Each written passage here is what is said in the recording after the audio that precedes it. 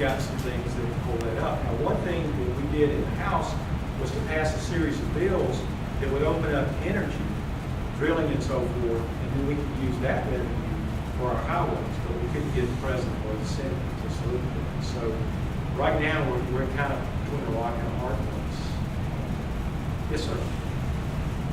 The city county, Representative Burrell. Yeah. State House. Let's go back to highways. What? I'm sorry, man.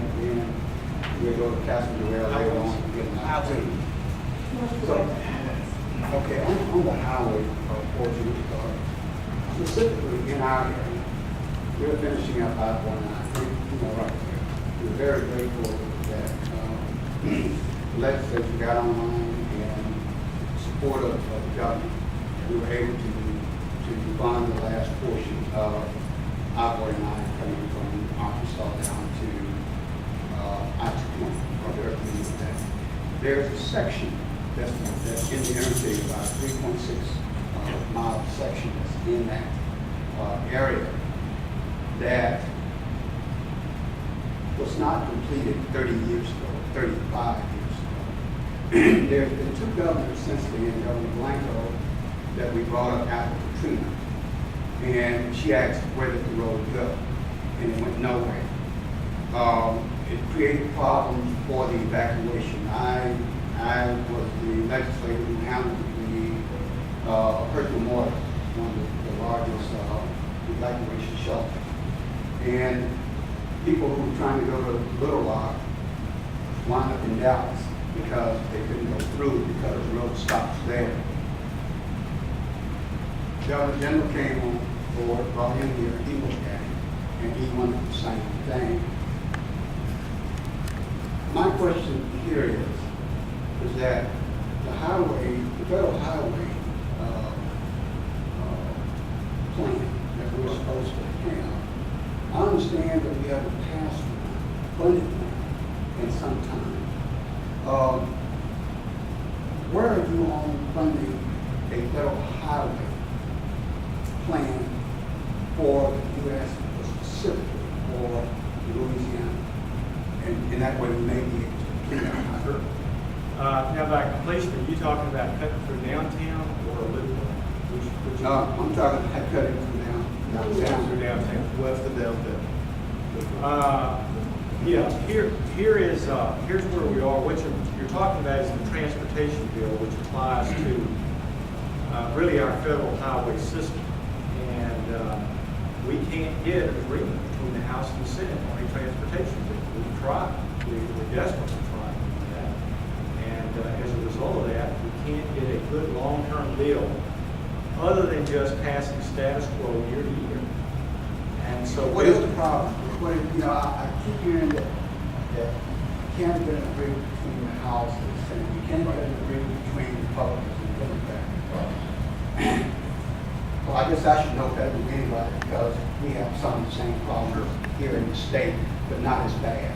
It's starting to get worse, right? And a lot of it, I believe, is coming from Congress down to the state. We never had that problem. I've been there 9 years. Under two administrations, I've never seen it as bad. But still, what do you feel that will get us past this stalemate that we're in? That's the only thing I'm worried about. I'm worried about these people here who are asking those questions to me. Well, the stalemate, and I mean this in the sincerest way, I'm not trying to dodge your question. The stalemate is we are in gridlock in Washington. We have one group that wants to spend more, wants to tax more, and wants to grow government. We have another group that wants to shrink government, wants to lower taxes, and just depend on the private sector to increase our revenue, our tax base, by more commerce or more economic activity. And so we are this is the most divided Washington in my entire lifetime, by far. And this is not just in the transportation bill, it's in the farm bill. We can't get a farm bill passed. We can't get the 12 appropriations bills. We passed 4 of the 12. We can't get the Senate to take up even one single appropriations bill. So we're living hand to mouth in Washington and have for the last 3 years. after a big surge in spending in 2009 and 2010, which took us from almost $11 trillion in national debt to where we are today, which is almost 17 trillion. So the problem is we have two totally different philosophies in Washington, and one cannot win out over the other. And as a result, whether you're talking about the military, whether you're talking about the farm, food stamps that go along with the farm bill, whether you're talking about transportation, Department of Defense, I mean, it goes on and on and on. Everything is on a status quo basis. We're only living from year to year on a straight level budget. That is all we're doing. And until we break out of this gridlock, that's the way it's going to continue. So that's the reason why we can't get major funding. And also on top of that, as you probably know, we can't do earmarks.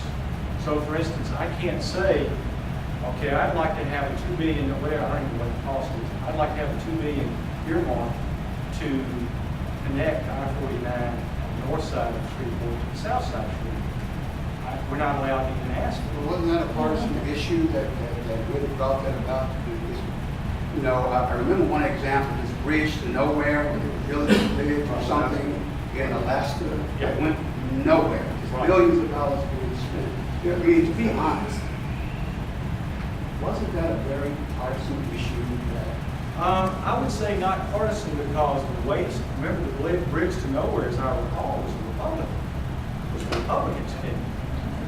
So some of the worst in terms of being abusive of earmarks were Republicans. Earmarks became emblematic of Washington waste.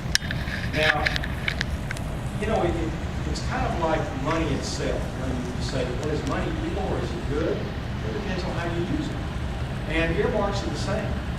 There are many good things that have been done with earmarks, like remember the up-arming of the Humvees during the Iraq War, where all these young soldiers were being killed and maimed and all of that, and we didn't have a way of funding that up-arming.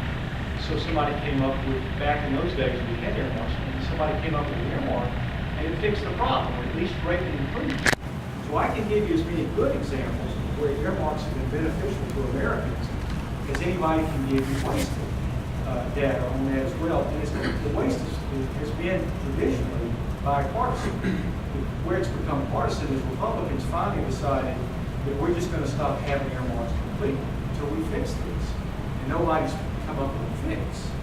And Democrats, I think, would take it back in a minute. Many Republicans would. But there are enough Republicans who say, no, we got it fixed. We got to get our fiscal order in house before we start going back to earmarks and come up with another way of solving that problem. And so far, that has not happened. I hope that addresses. I know it's frustrating for you, Representative Burrell, because you're absolutely right. The major, although Louisiana has had its budgetary problems, your main problem when it comes to highways is coming out of Washington. And we're making your job more difficult as a result of that. And I want to see that fixed. I want to see us pass a good transportation bill. We just want the region to reach its potential, and we think it's great, 6-lane highway that brings access to the whole region, that allows us to create jobs, make it a distribution center, keep people's kids and grandkids in North Louisiana forever, instead of being shipped to Dallas, Houston, New York, Chicago. And we think these 3.9 miles are going to do it. But here's the problem, folks. You understand. We can't keep spending money the way we've been spending. And the last time we balanced the budget was 1997. At that time, 30% of our budget was mandatory, which is, again, the open-end checkbook part that we discussed. And 60% was discretionary, which means we control that spending. The mandatory has now become 60%, and the discretionary is 30%. And that mandatory is growing. And at the rate we're going, it's going to completely engulf the entire government. We'll be on automatic spending. We won't have any money for defense, for transportation, for anything. And so we have got to reform the way we run government. And the only way we're going to be able to do that, ladies and gentlemen, is to reform our mandatory highway spending program. That is completely out of control. Medicare is going to be broke in 10 years. Social Security will be broke 22 years. And now we're adding Obamacare, which is another open-ended spread spending program. Where are we going to get the money for that? And nobody seems to know. And so what we have is a binary decision. We're either going to spend ourselves into oblivion and ignore just the day-to-day work of government, which is building highways and bridges and all the things that happen to that. But we're going to get our entitlement spending, our mandatory spending programs under control, and we'll have money once again to spend for the government needs. Yes, ma'am. Oh, Yes. Okay, I thought you was ignoring me. No. Everybody keeps raising their hands. I'm trying to keep a mental order. with everybody. I have actually two questions. Well, one question and one statement. On your religious beliefs, and you said that they had a list of including the Catholic Church Yes. that was looked at as extreme. Potentially violent. Now, I was in grade school when President Kennedy was killed, so that means I was in grade school when he was running for office. And we would say our pledge of allegiance and our prayer. Now, people need to know the history of how things come about before you really, take a side to it, because it came about when John Kennedy ran for office as the first Catholic. So, they need to know the history of why. And if there's a great concern, the people of the United States ought to be able to put it on a ballot and vote for it.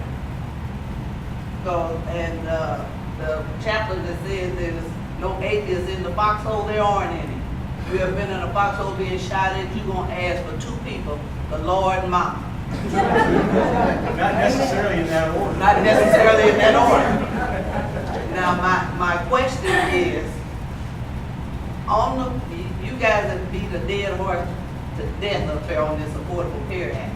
And I saw just a second ago, old habits are hard to break, when you called it Obamacare.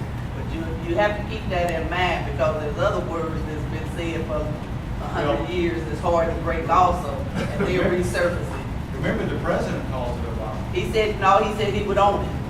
Yes. He said, I'll own it. So, and that's my point is, if it's so wonderful, I mean, look, if I were proud of a bill or law, I don't. and I signed it, if you want to call it Fleming Care, you go right ahead. I know that's right. Okay? So the very fact that people are defensive But what I'm saying, about the name tells me that those people have a concern about the value of the bill. no, some people Then just you think, some should people own it. think If it's you just, think it's great, then you own it. Just say, Yeah. I love it, it's Obama. I do.